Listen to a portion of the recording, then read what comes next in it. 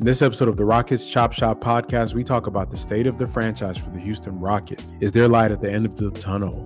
We also talk about Jalen's defensive woes. How has he been looking on defense and why is it concerning? And lastly, on a positive note, we talk about Jabari Smith's improvement on offense. Join us with this conversation. Tap in. Remember to share your thoughts in the comments. If you want to support the Chop Shop, make sure you stop by our merch store because we dropped the price on a lot of items in there. Pretty much dirt cheap. So stop by the merch store, pick you up a shirt, pick up a sweater, pick up a hoodie, pick up a mug. Just show support to the channel as we keep rocking with y'all and providing you this heat. Keep rocking with us and support our channel through buying merch at the merch store. So hit the Chop Shop merch store. The link to the store is going to be at the bottom of this video in the description. So check it out today. Show love to the channel. Pick you up some great merch, quality content, quality basketball, quality merch. This year, we want to win more games. We want our coaches to coach well. We want our players to play hard, and we want to be better. And at the end of this year, yeah, of course we want to win more games, but we really want to see improvement with everything else. And as long as we're improving, then we're on track. And that's what we want to see is improvement. All right, welcome to another episode of the Chop Pod. I got my man back with me, Space Ghost. We about to get into some Rockets talk on this beautiful Sunday in Houston, Texas. What's good with you, bro? It's all good in the neighborhood, man. You know, got to talk about these Rockets as always. As much as it hurts, we got to talk about it. It's almost punishment at this point, but you know, if we don't do it, who will, right? So getting straight into it, I wanted to just chop it up with you about a couple topics. One of the first being the kind of the state of the franchise. You know, just talking to different fans, talking to people at work for me, talking to people in the streets, talking to my friends in group chats on Twitter. Everybody is kind of down right now with the way that the team's going. And I mean, there is multiple reasons, and, you know, most of the people listening know why, you know, the franchise isn't looking as good. They're losing. And in that, the players that we have that we've drafted are struggling mightily across the board. We also, you know, you're looking at some of the issues that they have. Like, we're just finding out Jalen Green and Jayshawn Tate were suspended for an outbreak of a fight or a scuffle. You know, NBA players don't fight. That happened during the Kings game. And one of the things you were pointing out was, you know, some of the coaching responsibilities for that. So just overall, like, what is your read right now on the temperature of the franchise, and where are we, man? Where are we going? You know, it just feels like it's almost the same thing with the same complaints, the same issues, and some of the things. But where are we? What's your read on it right now? At this point, I kind of got to draw a line in the sand, and we got to look at the players, and we got to look at the organization and the coaching staff in total different parts, because I think the players are doing whatever they are asked to do and are doing it to the best of their abilities. And I just think the game planning and the vision is kind of stalling. And there's no real clear path. I don't know what Silas has to do to get these guys out of it. But as far as the players, I think the players, if we're going to give it like a letter grade so far, I think the players is probably like a C+ to a B, given to their age and what is really truly expected of them. I think they have their ups and downs, but we know they're not going to be barn burners to start their careers.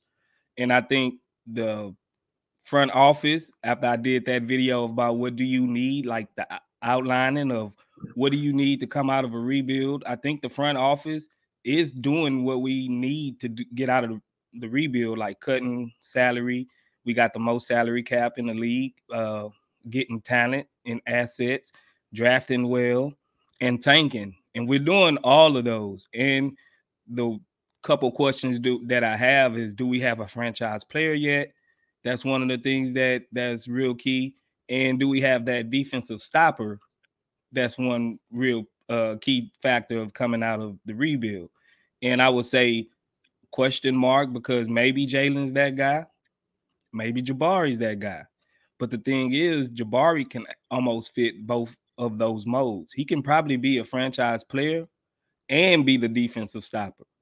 So, like I was saying, like, to separate the two, I think the players are a B, and the front office and the coaching staff is really like a D+ right now, because they're not really saying much. They're just taking the consequences and taking their licks and just letting Silas fall on every bomb that comes out. Like, I think we need a reaffirmation of what we're trying to do, and it'd be best if it comes from the head of the snake, which is Stone. And I think Stone is hiding right now. I don't know where he is. I don't know what he's doing right now. I think he's hiding. I think he just need to come out and affirm the fan base that we are going in the right direction.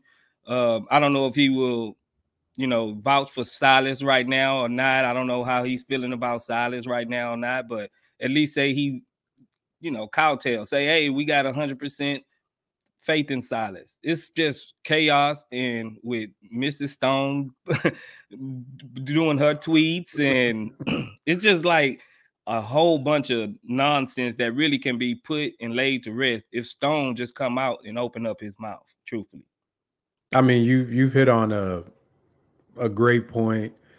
I think, it's, to me, it's you pointed out a bigger view of some of the little windows we have as to mismanagement of the Rockets, and like something as simple as doing a maybe even a radio interview or an interview with AT&T Sportsnet, not to basically say, hey, this is a tank, because he can't say that, but to just guide the fan base. And this is like, it's like the little things that I'm seeing the Rockets miss on that they have opportunities to be good at. We were talking offline before we got on about the reason why guys like Tate and Jalen were out there in that scuffle. Where were the coaches to stop them? It's like we have so many other issues that you can't even get to some of the good stuff. It's like before you can get to actually doing positive things, you got to cut through a bunch of junk. And I feel like we see so many different glimpses of that with the team, where there's just so much noise and chatter and a bunch of stuff going on around them that you can't even get to the point where you're trying to develop the players. Because you're right. I love the video. You pointed out a broad plan, but, I'm looking at it more pessimistically. You laid out the plan, assets. You've done the part with cutting your salaries. You've started accumulating and drafting players. You still have your picks. I mean, all these things, but there's a parallel path of development and looking competent and doing some things that lend to creating an environment where like other players want to come play in. And we could think about what some of the comments that have been made for like De'Aaron Fox feeling comfortable enough to essentially say that, oh yeah, we know what's going to happen. They don't pass the ball, so we just know we just got to force them in the ISO. Like, that's bold for a player to say that about a whole team. Or players like Austin Rivers pointing out that team is not built right, basically a shot at the GM, the coach, and saying they need veterans, and Eric Gordon and every other veteran player on there to say that. Or the comments on they need to play through Sengun, which to me is a shot at the coach and the GM as well, to say that you're not utilizing your roster correctly. So to me, if players are saying these things publicly, what are they saying behind closed doors? And I think my fear, honestly, and I had tweeted something, bro, about this is like, it's getting to the point where I'm starting to get worried about the Rockets, because we've always been one of those teams that is ahead of the curve, whether it's drafting Yao Ming, an international player, taking those routes, being the international team, along with Dallas, taking dips on these guys from Europe and Asia, or Daryl Morey with analytics, hit him in the cutting edge, looking at different things with players, even though, there's some things I disliked about that. But we were always ahead of the curve. And to see where we are now, where we're pretty much the laughingstock of the NBA, as a Rockets fan, I really don't care if it's a tank, because I feel like a tank doesn't mean you have to suck at every other aspect of your organization. And I feel like that rebuild is becoming an excuse for a bunch of bad stuff. You know what I mean? That's how I feel. I agree. It's like they're accepted the fact that, oh, we're going to be bad, so the product on the court don't matter. And that could be furthest from the truth. We got some bad teams that look good. The Orlando Magic, they're a bad team, but they look good and they come out and play. San Antonio Spurs, they're a bad team, but they look good when they play half the time. It's not a lack of effort. It's not a lack of scheming. It's just a lack of inexperience and a lack of talent sometimes that these guys have, and they just need to mesh together well and build a rapport with each other before they can actually just take off. And I really don't see too much chemistry out of our guys. Besides, Jalen and Sengun has probably got the best chemistry, or Sengun and KJ Martin or somebody like that probably got the best chemistry on our team. And our starters don't look like they're cohesive enough to really play with each other. It's more your turn, my turn, and the system lends to that type of ball. So I'm gonna have to harp back. I had an eye opener, like you said, when I was doing that video about the rebuild.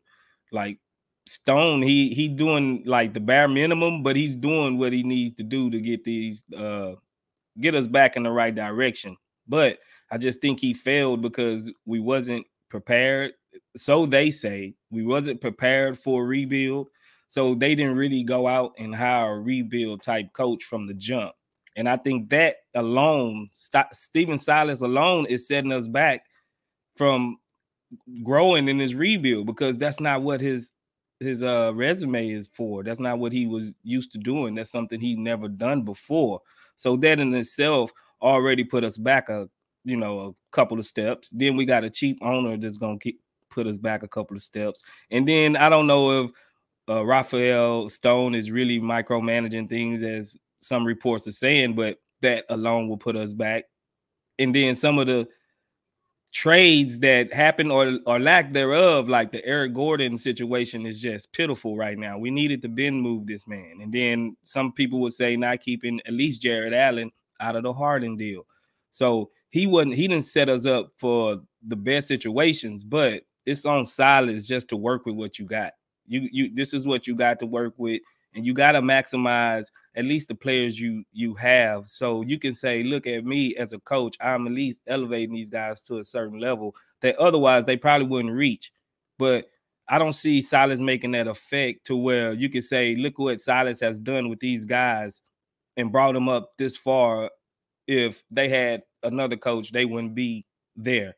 I actually think quite the opposite. I think maybe if we had a different coach, these guys would look better and probably be elevated to a stature of, well, it's almost a surprise. We like the surprise up-and-coming team, but I don't think Silas is doing himself no justice in the rotations and the minutes and a lot of things. We can go on and on about Silas. Yeah, I mean, yeah, to me, he's like, to your point earlier, he's become like the body armor for the Rockets for all slander. And honestly, yeah, I think it is unfair that he has to be the front of that. If he's not a good reflective coach of what they want to do, then I got to look at the person hiring them too. Like, if you see some of these things that are happening with your team, and to remind everybody, during I don't know if it was after the draft or in media day, or I don't know when it was, but we heard Tilman say that he does expect the team to be better, defensively for sure. And he does want to see improvement, because that'll be a gauge, even though he doesn't, if they're going to lose, once again, we're never judging by wins and losses. It's just improvement. And people always say, oh, it's a rebuild, it'll be fine. Well, let me remind you guys, rebuilds can go two ways. You can either be a rebuild that's successful, or you can be a rebuild that just sucks for half a decade or longer. And if you go look back at each route that people take, there's progressions on the good side, and there's the side that is bad. There's also progressions, and we're leaning towards the side that is bad. And you guys know I do a lot of videos using historical teams as a context. So we're leaning towards like the Bobcats and the old Denvers and the old Clippers and the old Hawks of the world. This is what they start off looking like.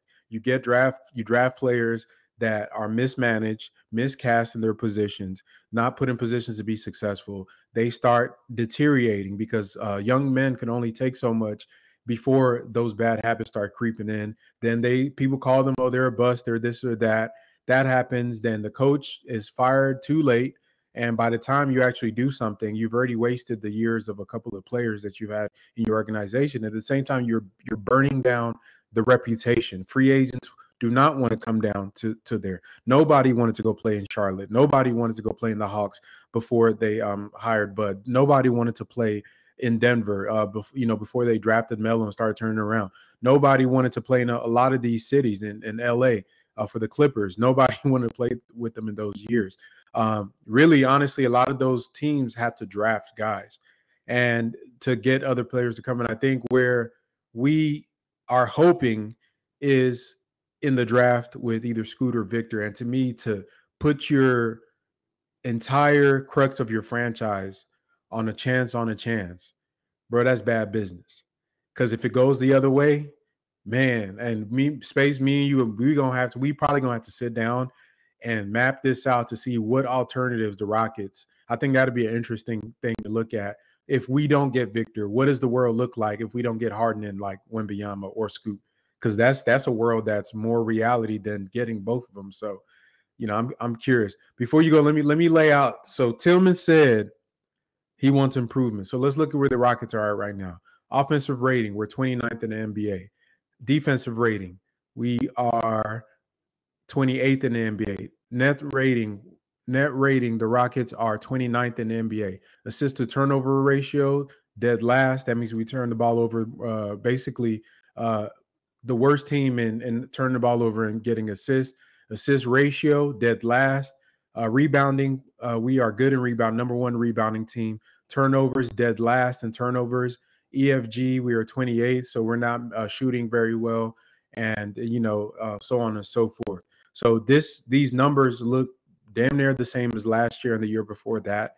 I think the rebounding is a big positive on there, but for Tilman, he's looking at this. What do you think he's thinking right now, looking at this team? Because from what we hear, he's a pretty competitive guy.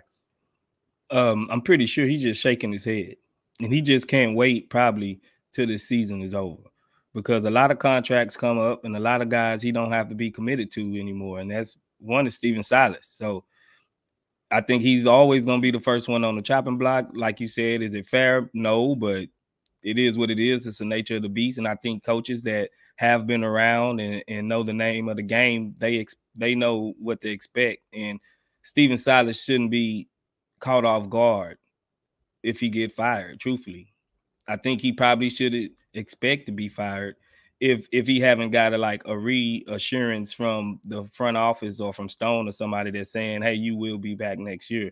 I think he's probably expecting to be fired. And the way he's been coaching these games, look like he's coaching for his job. And the unfortunate thing is we just keep losing.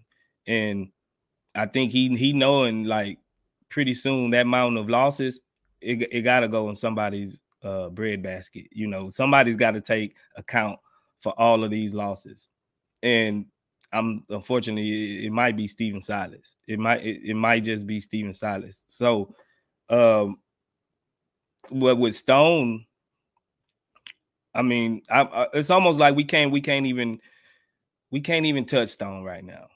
I mean, like he has the benefit of the doubt right now, and the fan base haven't turned on Stone like they have on Silas.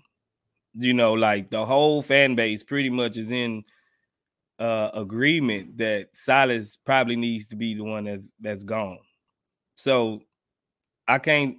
I'm gonna have to wait on and see exactly what Stone is gonna do this offseason, because this is a must-win offseason for Stone.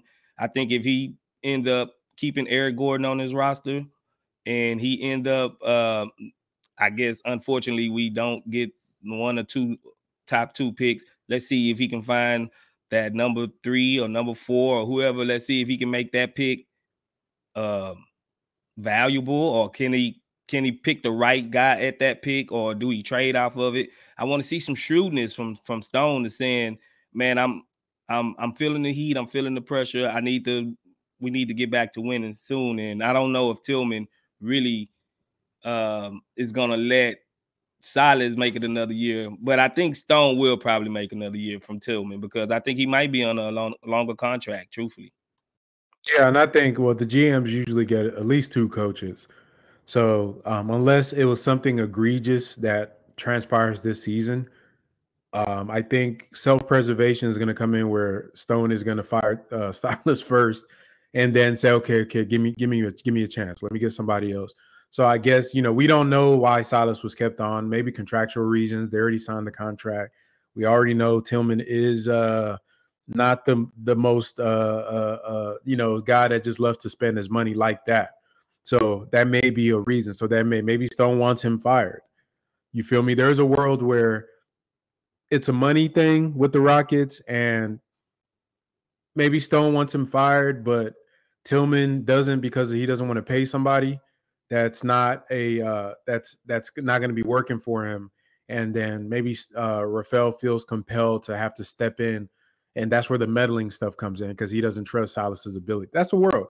That's a real outcome. One thing I'm gonna give, like I said, I'm gonna give this man Rafael, give him his. I'm not gonna, obviously we're not general managers. He's like like your video pointed out, whatever we're feeling right now is really about the parallel side of the rebuild, which is the development and some of the growth and some of the things that are really hard to really put numbers on for these types of teams that we've seen before from other teams that are bad. But as far as just the hard stuff, like stuff you could touch, I mean, he's kept the salaries good. They have flexibility. They have the picks going forward. All those things are still in place. So it is going to be a waiting game to see. Obviously, we don't like what we're seeing right now, but only time will tell. One of the things that I have noticed with this rebuild that kind of ties into some of the parallel stuff that's not just tanking is Jalen Green's kind of regression on defense. Now, I'm going to preface this by saying, I made the video pointing out his strengths and his weaknesses. I'm not judging a second-year two guard about his missed shots or whatnot. That's normal. I pointed out that chart that I put up with all these guards around this time. They usually start dropping, then they start picking back up as it gets closer to All-Star game. I think it's a conditioning thing for him as far as his offense.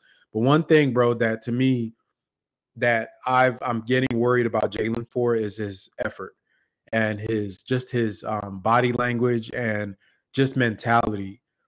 I'm seeing some things that I'm concerned about, and to the point where I used to have his high end as Kobe, as far as a top level.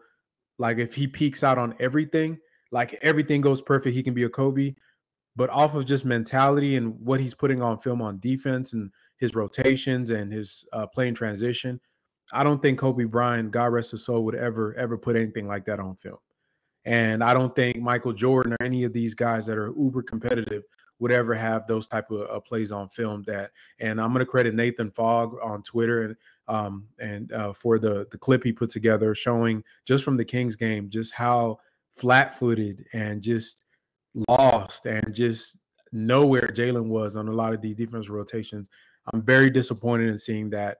These are the type of things that get you a label in the NBA, as Harden had for the longest. I'm not sure who's to blame for that. I definitely blame him, but I also think there's some issues there with the structure and accountability. What is your take on that aspect of Jalen's game? I think he don't care about it right now, truthfully. From what I'm seeing, and especially shout out to Nathan Fogg on that video and what he was pointing out, it just looked like a player that don't care. It looked like a player that's whether look like he's playing defense and not really playing defense and giving effort and running around instead of actually playing defense and giving that same effort to actually playing defense. Because I've noticed, and I don't know if you noticed, I had pointed it out. Why do he always have to think he need to have 1 foot in the paint like he's a power forward or a center or something? It's like he's just that's where he can be stationary at. He don't want to be out on the perimeter running around doing anything. And when he have to chase guys and everything like that, it just like breaks him. He don't even want to give that effort. He don't want to give that effort. If a screen coming up, he'll rather run under the screen and go. That's more effort to take to run around a big guy to try to get on the opposite side. But by then the guard already pulled up in his shot, splashing one on him already. If he just take that same effort that he's going to take to run around that screen, to fight over that screen, he'll just have more a better result. no, I'm not saying he'll stop everybody from scoring on him initially, but he'll have a better result of having a positive play out of it instead of bailing out every time and trying to go under the screen. I gotta say this is on him because the level of guards that we've been playing, they knock down shooters. So I can't fault the coach, and I can't think that a coach at that level is telling his guys to go under screens on knockdown shooters.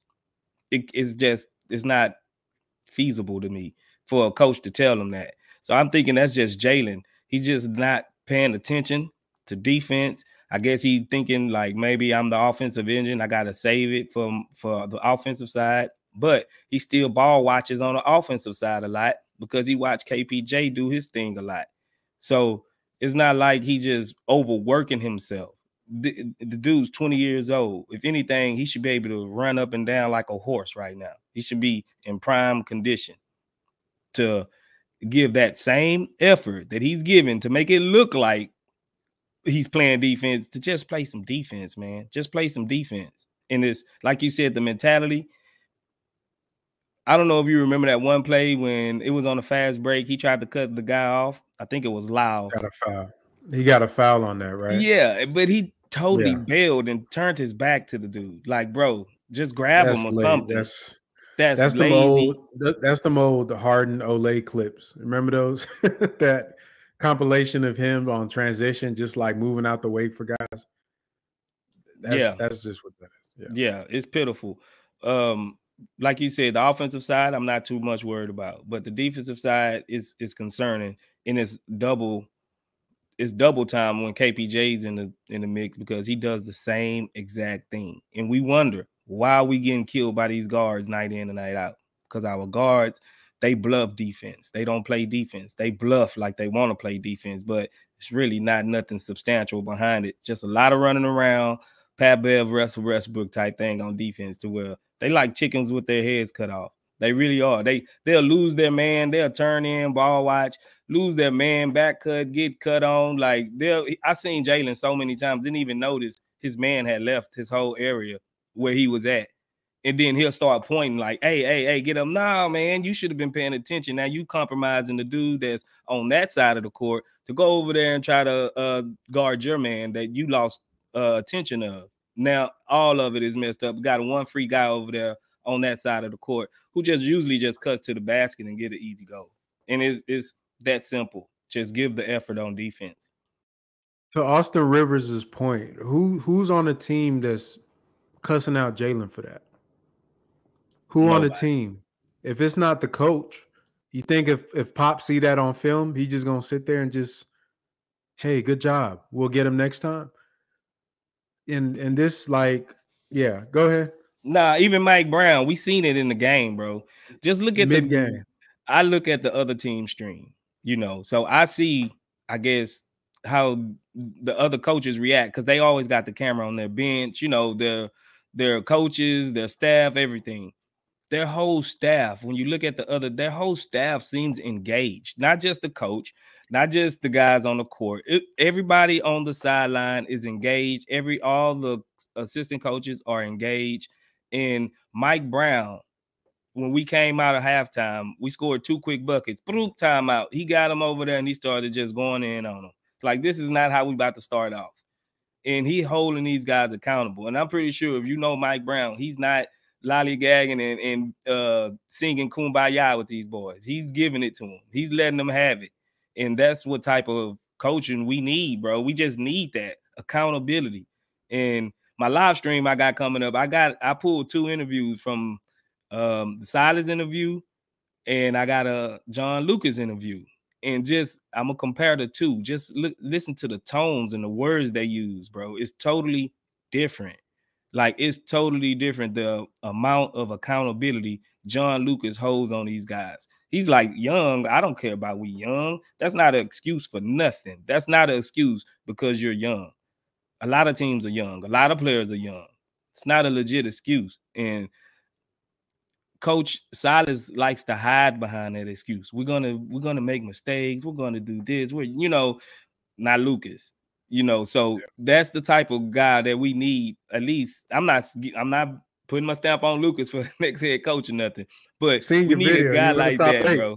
Yeah, we need he in the top 8. He is definitely in the top 8. But we need a guy like that. Just gonna hold people accountable, bro. And I don't see no accountability, especially for our guards. Like everybody get held accountable except for KPJ and Jalen. Yeah, I mean, that I already know what you, even the 2 interviews you're talking about. One of the things that, and I've told you this multiple times, that really just sickened me, and like I was like, oh man, I know he didn't say this, was when Jalen echoed the "we're young and we're it's a rebuild." He said that, I forgot, somebody, one of our listeners that pointed out in a comment, he actually put the game and the date that Jalen said that post game. When I saw that, that's when my Spidey alert came up on Jalen. Like, so his mentality is the effects of what's going on. The culture is starting to wear on him, and it's rubbing off negatively on that kid. And to me, it's showing up in his play because he's young. To me, young men always need structure. If you're going to default for a young man, I'm not going to give him choices to just do whatever you want, because at that point in their lives, they're still, they're going to make bad choices. That's just natural. They got to learn. So me as the adult, I'm going to make sure that I put you in a scenario where you have less options to be unsuccessful, so that as your brain catches up with life and the context of everything going on, you'll be like, okay, maybe I should make the right choice because I see why now. And I feel like when he said that, I knew it was like, damn, something needs to be done. Because for a player to say that it's okay that we lost because we're rebuilding, that's wrong, bro. I never, ever want to hear a player say that. Hell, I never want to hear a coach say that. You know what I mean? The GM said that in an interview, cool. Hey, he's the guy seeing the 1,000-mile view.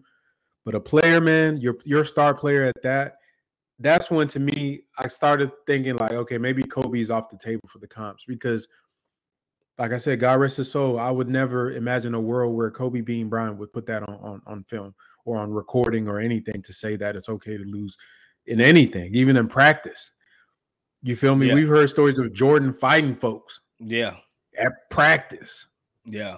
And we also heard stories of Jayshawn Tate and them boys and Jabari and them giving it the work to Jalen them in practice. They giving it to him in practice. You remember that? You remember that report? They said them boys is out there giving it to him in practice. So I don't know. It's concerning, bro. But like I said, things aren't broken to the point where they can't be fixed. I think one thing for his defense, he definitely has to improve on there, because I don't know who said it. I think it was Kevin Garnett, or it might not have been him, but one of the players said that players in the NBA don't respect you if you can't play both sides of the ball. And he said that the guys that are respected in the NBA, if you can't guard, if you can't lock up when it matters, the other players don't respect you. He said all these dudes that score, that do all this stuff, yeah, that's cool, but can you lock up? And he said that's what, to them in the NBA, for the players, that's who they think dogs are. That's who they respect, because it's easy to score. And I think for Jay, I just don't want him to have that label and be just a shooter. Also, another, on a positive note, I know we've there's not a lot of positive to talk about for the Rockets. One thing we did see in that Kings game was Jabari Smith's improvement in his, like night and day from Summer League. If y'all remember Summer League, this dude looked like a deer that was just born. The way when he had the ball in his hands, he could barely dribble. He couldn't put 2 or 3 dribbles together without fumbling it. It's like on 2K before you get all your XP points and you trying to do a combo, you'll lose the dribble. So as of right now, Jabari is actually looking much better. He's getting to the rim, not off just closeouts, but actually creating his own shots off the bounce, off of his step. He's getting to his mid-range shot. He's passing better. This dude is actually looking like something. Just some stats for him.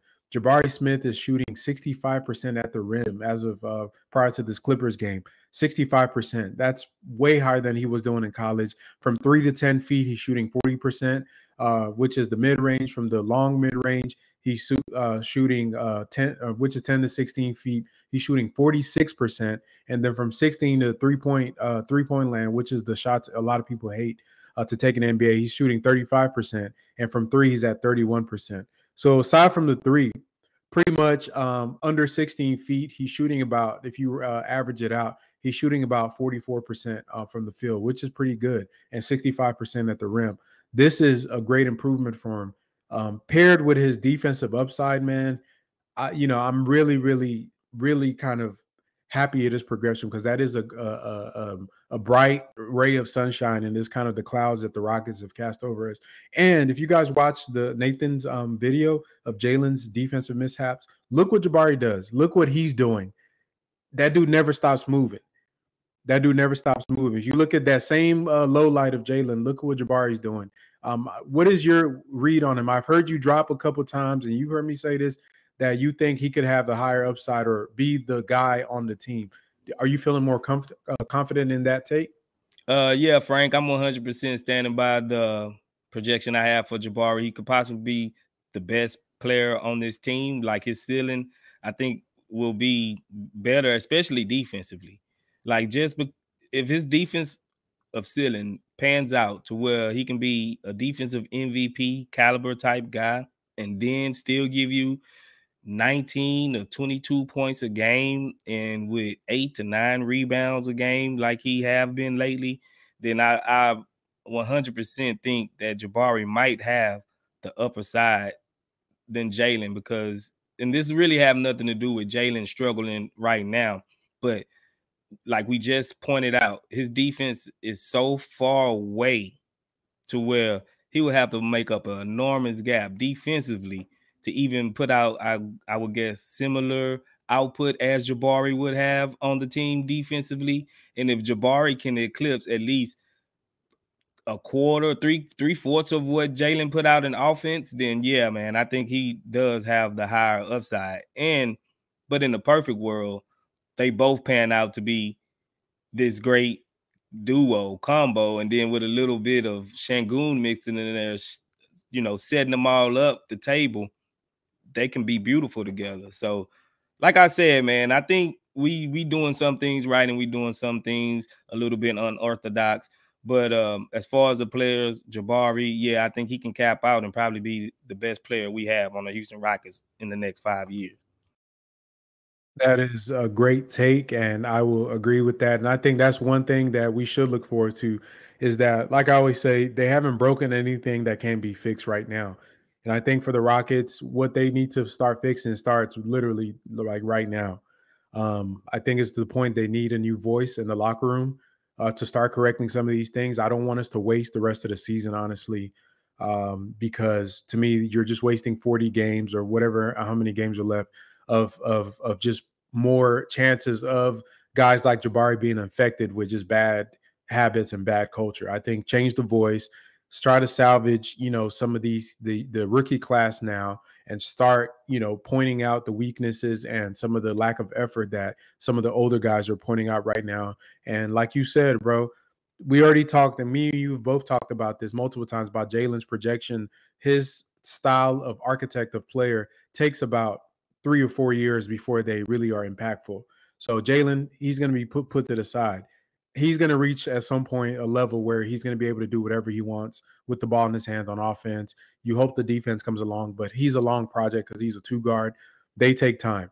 Jabari, like you said, if he peaks out, then you also have Sengun. Like, we have the flexibility.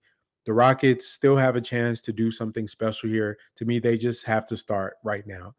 To me, you have to balance out the cost of whatever you think you're tanking on. Is the method you're using to tank, is that worth some of the losses that you will be taking in development and losing some of the things that your players provide? That's yet to be answered, but we'll see. We'll see. It's going to be an exciting half of the season coming up, with the trade deadline approaching, with obviously the All-Star break coming up. We also have the draft. So many things coming up, and it's different times for us as Rockets fans. Even though we complain, we at the Chop Shop are still going to be here to be along the way for you guys. Even though it sucks for y'all, we're going to sit here and talk about it, good, bad, and indifferent. And y'all check out all the stuff that we do. Check out Space on the post-game and pre-game lives on the channel, and just keep supporting us, and we'll keep bringing this content for you guys.